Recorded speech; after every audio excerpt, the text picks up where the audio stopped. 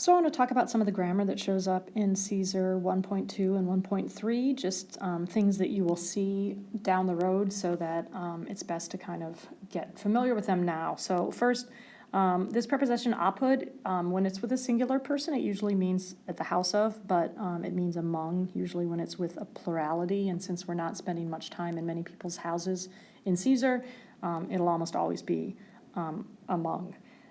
Longe is an adverb he uses a decent amount, far and wide, but here it's just basically qualifying nobilissimus and ditissimus. And Caesar's use of adverbs is different than any author I've read, so it's good to watch out for them, especially as he kind of, as he shows amount, like greatly or by far or by a little.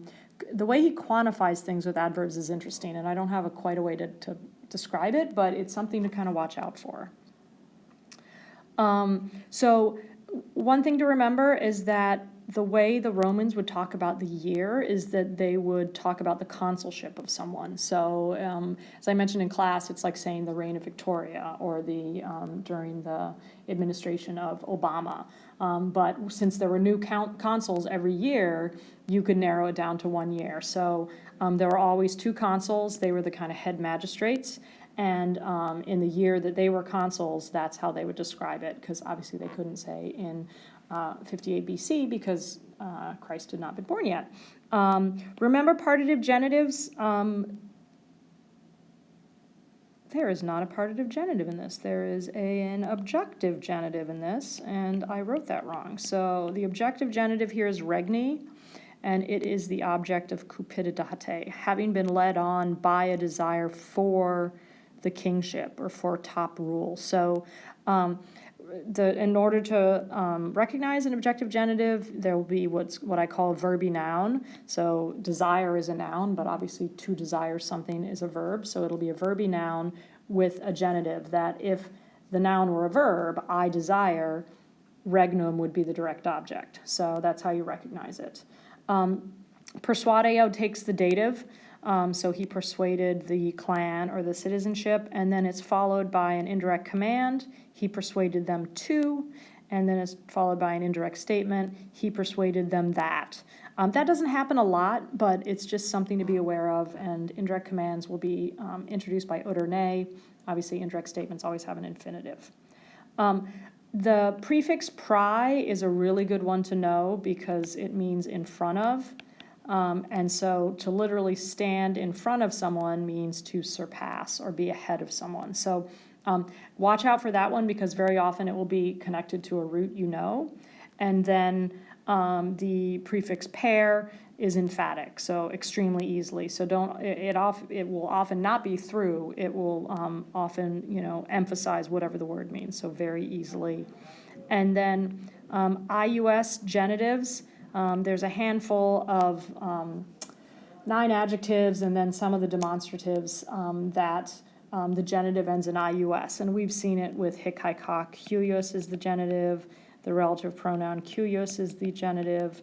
And then there's a small handful of adjectives, most of which show quantity, that have ius for the genitive. So just watch out for that because they're common enough that you will see them. Comparative adverbs, remember comparative adverbs end in ius, which is also the neuter adjective comparative, but you know it's an adverb here because it's gray and it's italicized. His rebus, again, that's one of those connectors from one sentence to another because of these things that was mentioned just now, blah, blah, blah. So just very often his sentences start with a connector between the previous sentence and it. Fio fieri is the passive of facio, and it's fio fieri factus sum.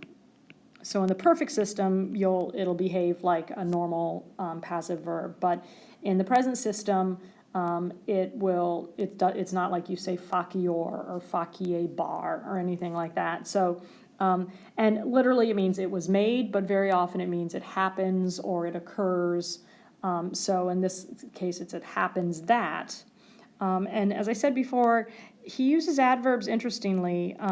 Minus modifies latte, minus modifies facile. that's unusual for an author. That's just a different way of using adverbs. And then gerund is a verbal noun. And here it is the objective genitive to cupidi, men desirous of waging war. So you will either see a gerund most often in an odd to show purpose, but sometimes it'll be in the genitive here, and it's just translated verbing. And you know it's not a gerundive because it's not pink. Pro is a pretty tricky preposition. It can mean a quadrillion different things, and usually the commentary will help you with that, but start with for and then look at the commentary to see if it helps you out. Reflexive pronouns, they are the devil, so you have to always look at the subject, they. So they reckoned that, they themselves, and then you have to ask yourself, who is the they, and it's the Helvetii, but just always look at the verb. And then you'll see millia posuum, a decent amount, so it's literally thousands of footsteps, but it means a mile, and that's just a good word phrase like propteria quad that he'll use a decent amount, so watch out for that. Remember the Mr. Rogers Blue words modify the subject, the pronoun subject of the verb, and I always say the best way to translate them is to start with the subject, they, having been led on and having been moved. So do the verb and then do the blue words. Add plus the gerund, just like odd plus the gerundive, shows purpose. So for the purpose of setting out or to set out. And then here we have a purpose clause, ut, plus the subjunctive. So just watch out for those different subjunctive constructions.